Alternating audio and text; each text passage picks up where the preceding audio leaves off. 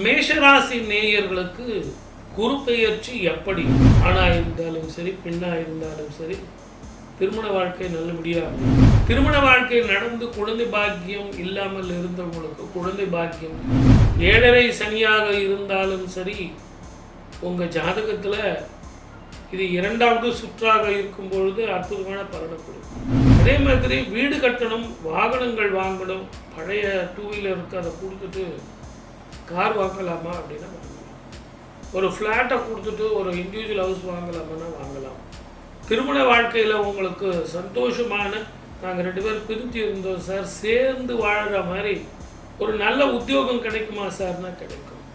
ஆக படிக்கிற குழந்தைகளாக இருந்தாலும் சரி, வேலைக்கு போகிறவங்களாக இருந்தாலும் சரி, வருமானம் வரும், நல்ல மார்க் வரும். அந்த சனியும் செவ்வாயும் மீன ராசியில் இருக்காங்க. பயணத்தில் மிக கவனமாக இருக்கணும். சரி, இரவு பயணத்தில் மிக கவனமாக இருக்கணும். அப்படி இருந்தால் தேக ஆரோக்கியம், மருத்துவ செலவு குறையும். தாயினுடைய உடல் ஆரோக்கியத்தில் மிக கவனம் வேண்டும். மேலதிகாரிகள் தொல்லைகள் இருந்தாலும் அதையெல்லாம் விலகும். வருமானங்கள் கூடும், ரெக்கக்னேஷன் கிடைக்கும், புதிய தொழில் அமையும். வித்தவுட் இன்வெஸ்ட்மெண்ட் ஒரு ஷேர் நீங்கள் பண்ணலாம்.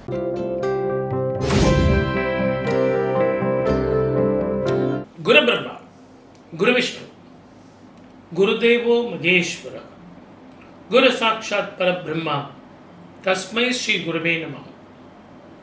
என் அன்பு பக்தி இன்ஃபோ சேனல் நேயர்கள் அனைவருக்கும் என் அன்பு வணக்கங்கள். குரு பெயர்ச்சி 2026 எப்படி இருக்கும்? பொதுவாகவே பொது பலன் பார்க்கணும் இல்லையா? குரு எங்கே இருக்கார், நல்லவரா கெட்டவரா? குரு சுபர் தான், அவர் போய் நல்லவரா கெட்டவரான்னு பார்க்கலாமா?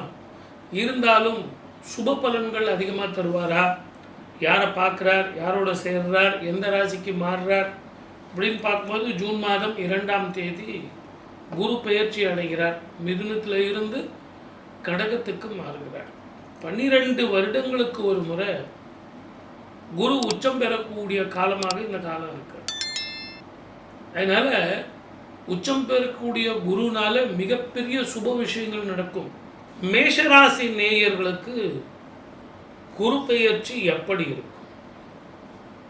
நல்லா இருக்கும் சார். நீண்ட நாளாக எதிர்பார்த்த ப்ரமோஷனு, ரெக்கக்னேஷனு, இடமாற்றம், தொழில் மாற்றம், வருமான மாற்றம், எல்லாத்தோட நாகதோஷம், பித்ருதோஷம்னு சொல்லி திருமணம் தள்ளி போயிட்டே இருந்தது இல்லைங்களா? அதெல்லாம் இப்போ கை கூடும். ஆணாக இருந்தாலும் சரி பெண்ணாக இருந்தாலும் சரி திருமண வாழ்க்கை நல்லபடியாக அமையும். திருமண வாழ்க்கை நடந்து குழந்தை பாக்கியம் இல்லாமல் இருந்தவங்களுக்கு குழந்தை பாக்கியம் கிடைக்கும். அதே மாதிரி உங்கள் ஜாதகத்தில் தொழிலில் மேன்மை, சொந்த தொழில் செய்கிறீங்கன்னு வச்சிங்களேன், அதில் கொஞ்சம் கடன்லாம் குறைஞ்சி நிறைய வருமானங்கள் கடன் தீரும். 7.5 சனியாக இருந்தாலும் சரி உங்கள் ஜாதகத்தில் இது 2வது சுற்றாக இருக்கும் பொழுது அற்புதமான பலனை கொடுக்கும். அதே மாதிரி உங்களுக்கு என்ன மகாதிசை அப்படின்னு சொல்லிட்டு பார்க்கணும். இந்த மகாதிசைகள் உங்களுக்கு சாதகமாக இருக்கா அப்படின்னு பார்க்கணும். இல்லை அப்படின்னா குரு கடகத்தில் இருந்து அவருடைய அந்த காலங்கள் நடந்துக்கிட்டு இருக்கும்போது ஆலங்குடி அப்படிங்கிற குரு கோவிலுக்கு போயிட்டு வரணும். ஏன்னா குரு பார்வை இல்லையே, அதனால் நீங்கள் போய் குருவை பார்க்கணும். ஒன்று குரு நம்மளை பார்க்கணும், இல்லை குரு நம்ம போய் பார்க்கணும். குருவை போய் பார்த்து என்ன பண்ணணும் அப்படின்னா வஸ்திரதானம். பொதுவாகவே வஸ்திரதானம் எதுக்காக பண்ணுறது அப்படின்னா விஷ்ணுவனுடைய ஆதிக்கம். ஒரு இழைக்கும் ஒரு பலன் நமக்கு கிடைக்கும் அப்படிங்கிறது தான் ஒரு நிதர்சனமான உண்மை. அதனால தான் போய் உங்களுக்கு கோவில்களில் வஸ்திரதானம் பண்ணிட்டு வாங்க அப்படின்னு சொல்கிறேன். அதை செய்யவே விட மாட்டான், மற்ற கோவில்களுக்கு போக முடியும். ஆனால் இந்த மாதிரி குரு கோவிலுக்கு போயிட்டு வாங்க அப்படின்னா நவக்கிரக கோவில்களுக்கு போக முடியாது. அங்கே போயிட்டு உங்களுக்கு வஸ்திரதானம் செஞ்சுட்டு வாங்க. அதே மாதிரி வீடு கட்டணும், வாகனங்கள் வாங்கணும், பழைய 2 வீலருக்கு அதை கொடுத்துட்டு கார் வாங்கலாமா அப்படின்னா வாங்கலாம். ஒரு ஃப்ளாட்டை கொடுத்துட்டு ஒரு இண்டிவிஜுவல் ஹவுஸ் வாங்கலாமான்னா வாங்கலாம்.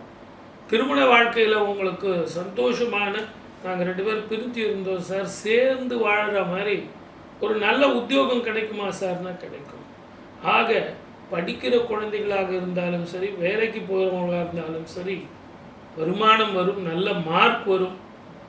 அதே மாதிரி நீங்கள் கேட்ட மேற்படிப்பு வெளிநாட்டில் போய் படிக்கலாம். இல்லை சார் இங்கேயே எனக்கு பாம்பேயில் இல்லைன்னா டெல்லியில் எங்கன்னா கிடைக்குமா அப்படின்னா கிடைக்கும்.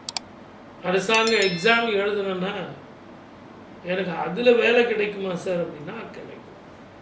இப்படி சுப பலனை சொல்லிக்கிட்டே போகலாம். அந்த சனியும் செவ்வாயும் மீன ராசியில் இருக்காங்க. பயணத்தில் மிக கவனமாக இருக்கணும். சரி, இரவு பயணத்தில் மிக கவனமாக இருக்கணும். அப்படி இருந்தால் தேக ஆரோக்கியம், மருத்துவ செலவு குறையும். தாயினுடைய உடல் ஆரோக்கியத்தில் மிக கவனம் வேண்டும். சர்வ ஜாக்கிரதையாக பயணம் செய்யணும். 2 பேர் போகிறேன் சார், 3 பேர் போகிறேன் சார் அப்படிங்கிறதெல்லாம் வச்சுக்கக்கூடாது. அதே மாதிரி உங்கள் ஜாதகத்தை பொறுத்த வரைக்கும் 4 வீலரில் இரவு பயணம் நானே ஓட்டிகிட்டு போகிறேன் சார் அப்படின்னு லாங் டிரைவ் போகிறதெல்லாம் கொஞ்சம் அவாய்ட் பண்ணுறது நல்லது.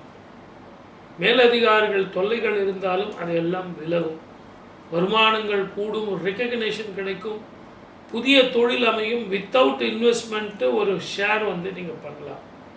நான் சொன்ன பரிகாரத்துக்கு குரு போய் பார்த்துட்டு வாங்க, இன்னும் சுபபலன்கள் கூடும். வாழ்க வளமுடன். All the best. நாட்டில் சில நல்ல விஷயங்கள் நடக்கும்.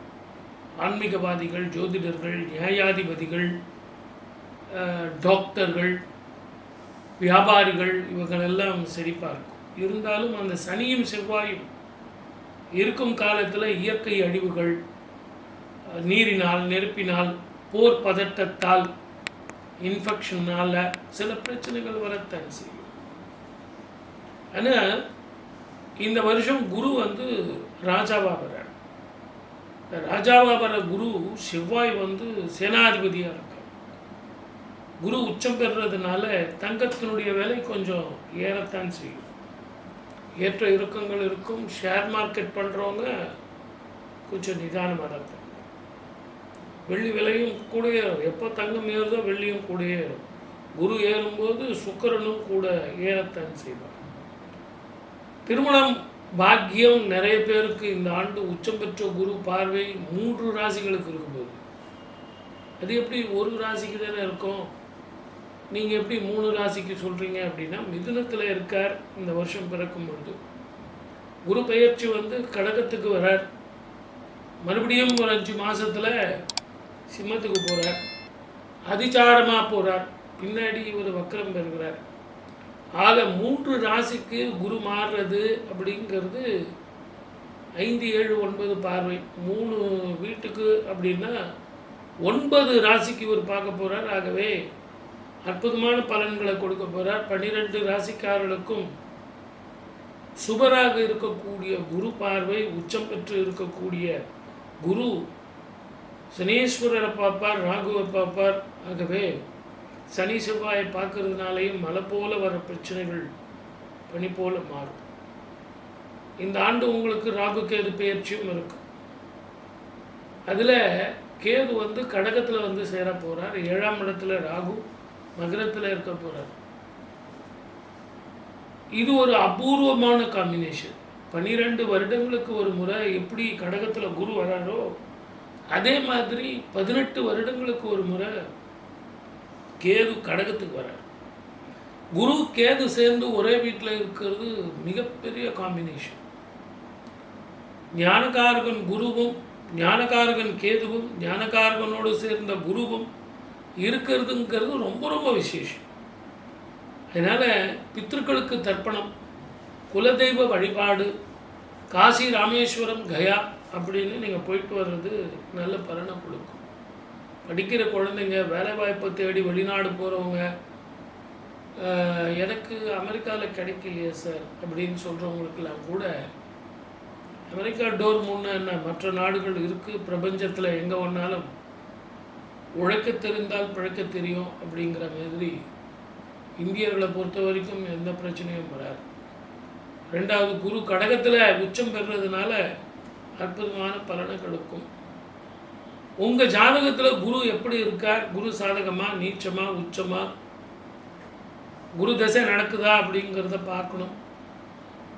யாரோட சேர்ந்து இருக்கார் அப்படின்னு பார்க்கணும். இதெல்லாம் இன்ஸ்டன்ட் ஃபுட்டு. இப்போ நான் சொல்கிறதெல்லாம் குரு எப்படி இருக்கார் நம்ம ஜாதகத்துக்கு அப்படின்னு ஒரு இன்ஸ்டன்ட் ஃபுட்டாக நம்ம ஜாதகம் பார்த்துக்கணும். ஆனால் உங்கள் ஜாதகத்தில் இப்போ என்ன மகாதிசை நடந்துக்கிட்டு இருக்கு, எப்படிப்பட்ட திசா புத்திகள் நடக்குதுன்னு தெரிஞ்சு அதற்கு தகுந்த சுப பலன்கள் கூடும். ஆகவே என்னுடைய அன்பு நேயர்களே, இந்த குரு பெயர்ச்சிக்கு உங்களால் முடிஞ்ச வரைக்கும் தானங்களும் தர்மங்களும் செஞ்சு வாழ்க்கையில் வெற்றி பெறணும். 12 ராசிக்காரர்களுக்கும் பரிகாரமும் பலன்களும் சொல்லியிருக்கேன். என் அன்பு நேயர்களே, பக்தி இன்ஃபோ நேயர்கள் அனைவரும் அந்தந்த கோவில்களுக்கு போயிட்டு தானங்களும் தர்மங்களும் தான் நம்மளை காப்பாற்றும். ஆகவே அந்த கோவில்கள் சொல்லியிருக்கேன், சந்தோஷமாக போயிட்டு வாங்க. வாய்ப்பளித்த அத்தனை நல்ல உள்ளங்களுக்கும் நன்றி. வணக்கம். சர்வே ஜனா சுகினோ.